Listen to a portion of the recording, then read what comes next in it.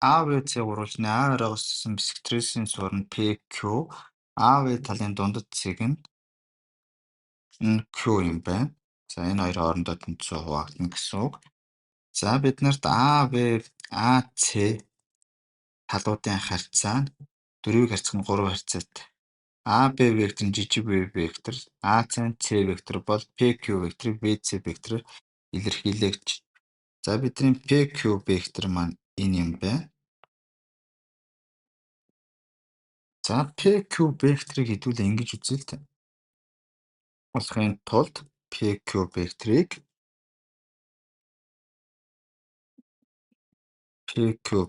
маань PV вектор дээр нэмэх нь заашаа PV вектор нэмэх нь доошоо энэ VQ вектор. За тэгвэл бид нар хэдүүлээ энэ хоёр векторыг л VC векторуудаар илэрхийлчихье л. VQ вектор гэдэг чинь биднэрт АВ талын дундаж учраас 2-ны 1-ийг үрждэг нь VA вектор буюу дасах тэмдэгтээ 2-ны 1-ийг үрждэг нь AB вектор буюу дасах 2-ны 1-ийг үрждэг нь AB вектор чинь жижиг V вектор. За хэдүүлээ BQ вектор болсон. Одоо PV вектор болъё. PV вектор гэдэг чинь одоо VC-гийн харьцааг бид нар олох ёстой гэсэн. Тэгвэл VC чинь А-аас татсан стресс учраас стрессийн чанарсаар АВ-г хуваах нь VP-н тэнцүү АЦ-г хуваах нь CP бол. За энэ чинээс хэдүүлээ тэгвэл VP-г хуваах нь CP, АВ-г хуваах нь АЦ буюу 4-ийг хуваах нь 3 болно гэсэн үг.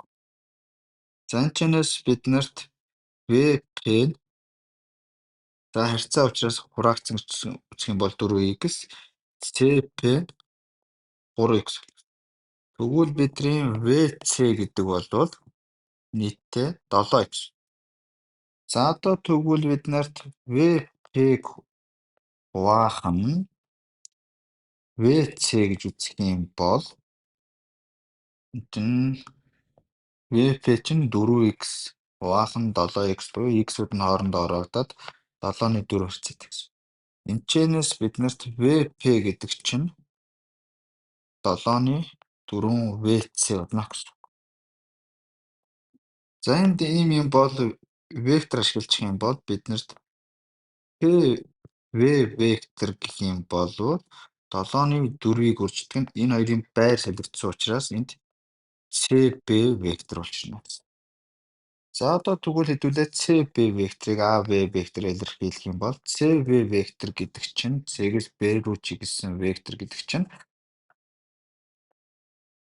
CA вектор дээр нэмэх нь AB вектор болно.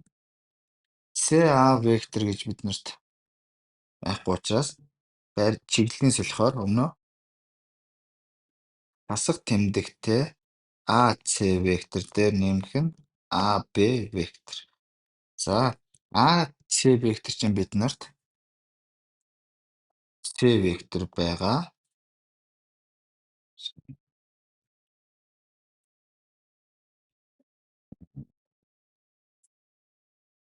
За энэ чинь C вектор нэмэх нь AV чинь AV вектор чинь B вектор. Ингээл чинээс BC вектороос асах нь B вектороос нь C вектор.